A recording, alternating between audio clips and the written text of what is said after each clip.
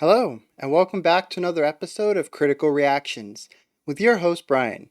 We just got done listening to some psychedelic music, and we're going to move into a special selection, which is where one of you tell me exactly what to check out. If you'd like to submit your own special selection, hit up that Linktree link in the description and press the button that says Special Selection Submission. Today's comes at us from Andrew, Harvard, French Girls. If you know it somehow, then I have backups. Keep killing it. I don't know it. I've never even heard of this band before.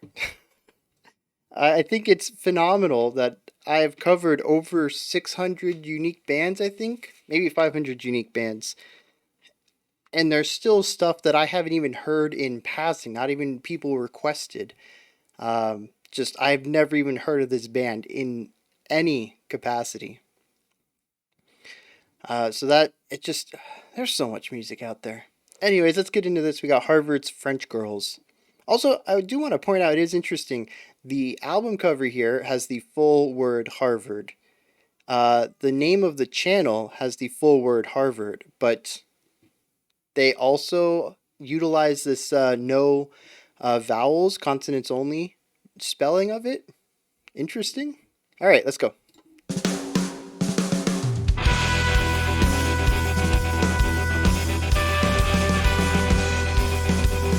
Real chill opening right here. I love the dual effects though. To be the god of love, like sugar. Yeah, bass in there. Really getting some punchiness underneath. Your way in the back of my mind. Ooh. In the back of my mind. Yeah. Creatures walk the earth all the time on the dime. In the back of my mind. Yeah, the two guitars playing off of each other it's done very well. You're in the back of my mind.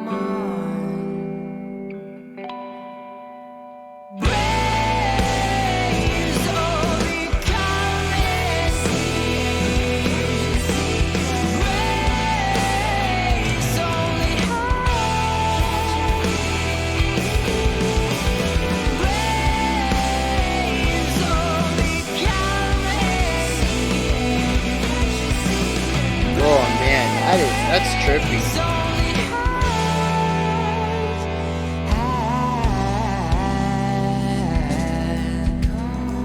Yeah, that is wild in the middle of that phrase.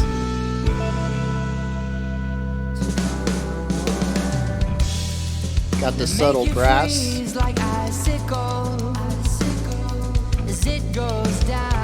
Dude, this is super funky. They are playing around with syncopation and rhythm, really pushing against. Creatures walk the earth all the time without reason. So drink your wine, drink your wine. Graves only count. Yeah, emphasizing the and of 4 rather than the downbeat of 1 is just, that is disorienting.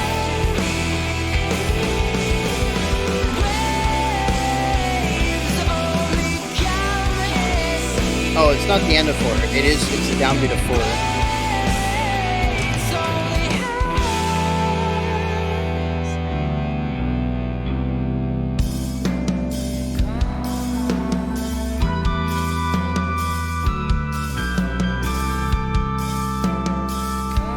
Yeah. I really love that. The open hi-hat, that they close it.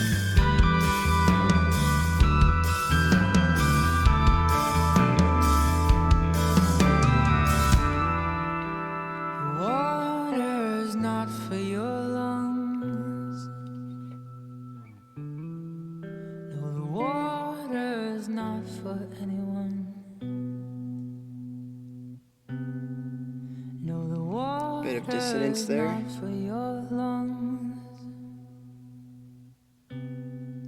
No, the water's is not for anyone.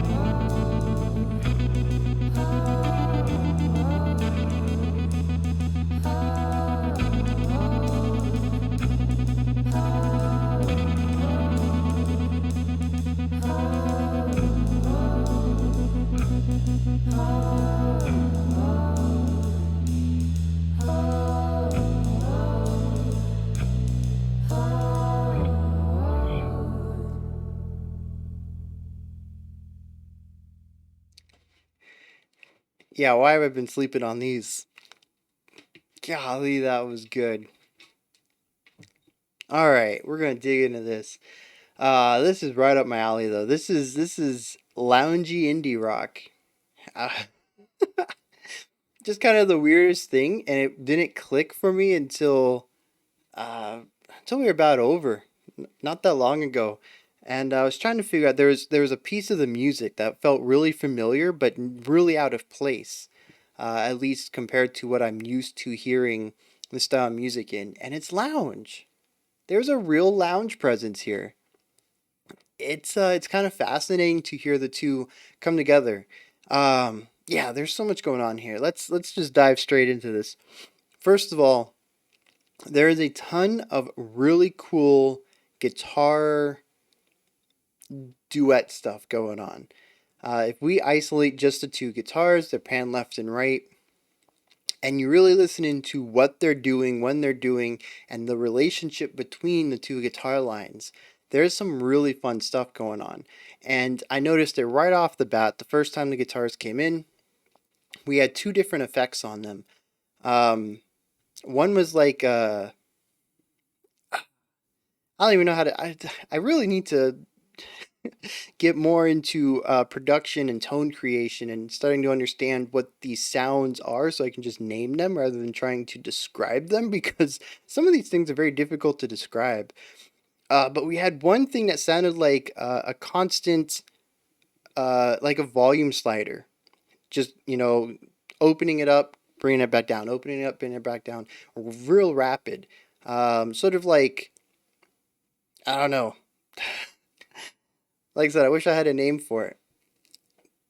But we had that against another sort of back and forth effect in the right guitar that was maybe a flanger or a wah or something like that. I don't remember. But they were being manipulated at different rhythms.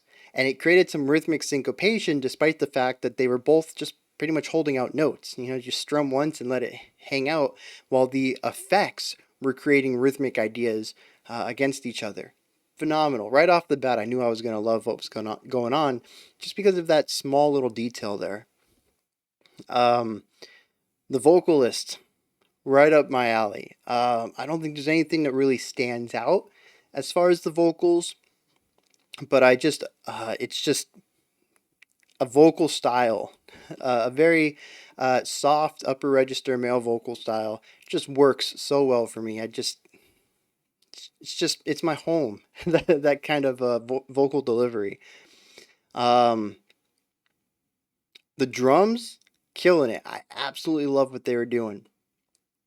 There's some really cool ideas with uh, syncopation, with ornamentation. The drummer always made sure that despite playing very similar ideas, patterns throughout the song, that they all felt unique and different. I don't think the drums really got to a point where they became static, sort of boring in a sense. Always killing it. Absolutely love that. And the bass. The bass, man, sits center panned, really doesn't do a lot for the first half, mostly just lays down a couple of simple lines. But the second half of the song, especially in the more explosive bridge element, uh, yeah, the bass just comes full force, drops some really nice bass lines. But the tone overall, love it. It's got this nice wide fat bass tone, and it's uh, I think it's in that sweet spot as far as the mix goes where it's prominent. You can hear it. There's been some stuff where I can't even hear the bass if I'm listening for it. This one I can hear it if I'm listening for it, but it isn't super prominent. It's not way up in the mix. So it does its job of filling out the lower end and allowing the sound of the song to feel full, to encompass the entire range of notes, while not being too predominantly showcased to upstage the melody lines. That's not necessarily where I like my bass to be, but I can appreciate it as sort of a compromise between not being able to hear it at all and it dominating everything.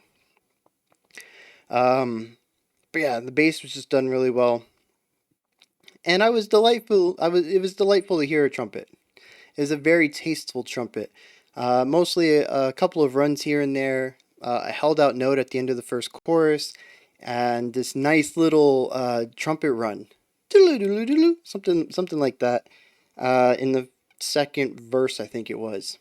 But I'm a trumpet player. Like I love trumpet, and just to hear trumpet being utilized here, even as small as it is, uh, brings a smile to my face. Um, And that is pretty much the whole song right there. It is a series of awesome little pockets of guitar work, of vocal style that isn't too showy offy. That's a brand new word, showy offy, uh, but does a fantastic job at encapsulating the idea that it's going for. Drumming that does a fantastic job of holding the metronome down while not becoming boring or static, stale. It keeps things fresh, and a bass that just does what it does very well. And that's pretty much everything right here. The first 3.5 4 minutes is a bunch of musicians doing what they do very well and being very consistent with the sound that they're going for.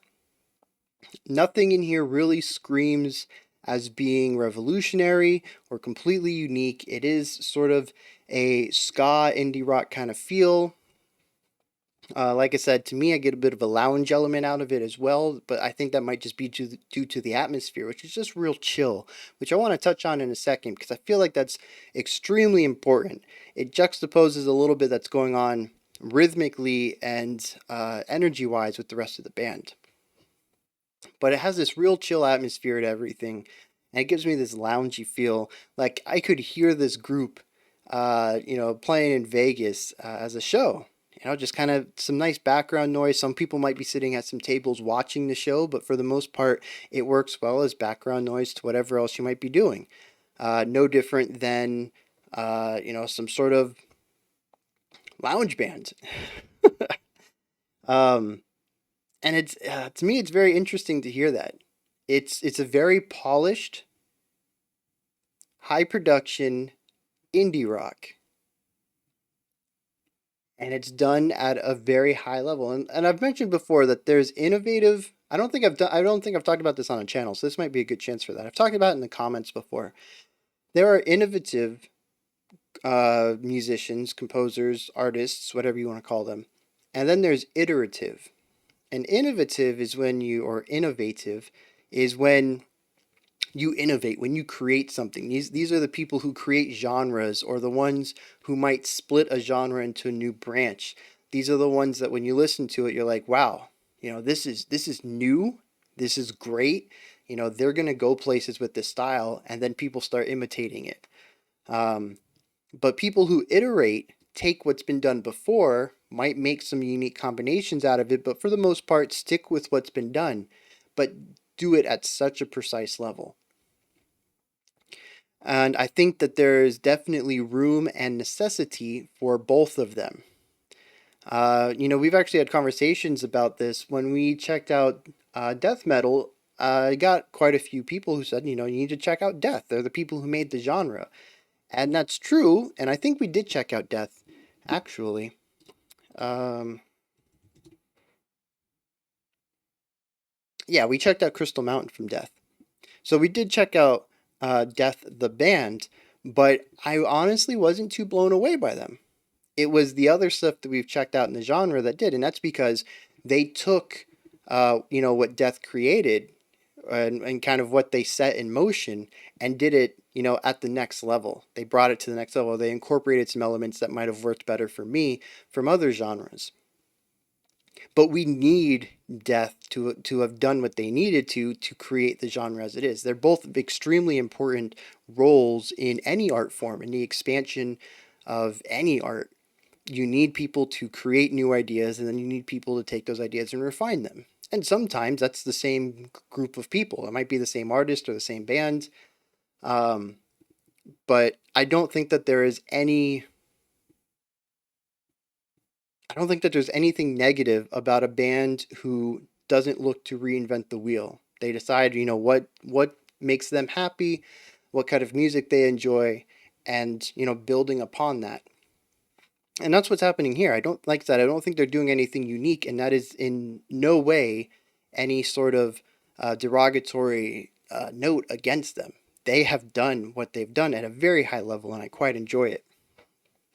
Now, I do find it interesting that there is so much movement going on in the guitars, in the drum. There's a lot of energy in this song, yet the atmosphere still is laid back. It's still chill. And I'm not quite sure what causes that. It might be the tempo, it might be time signature, it could be anything.